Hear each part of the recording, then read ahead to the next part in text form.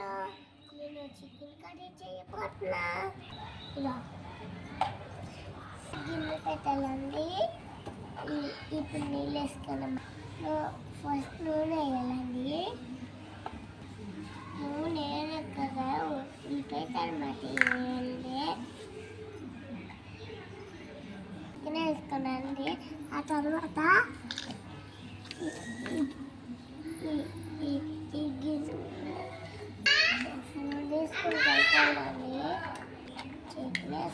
ఇప్పుడు మూత పెట్టాలా అండి.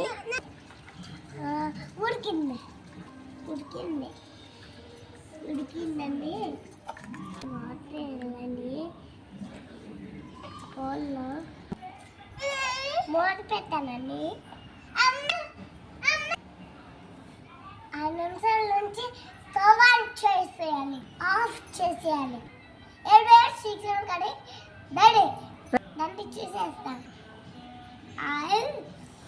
ఎమ్మి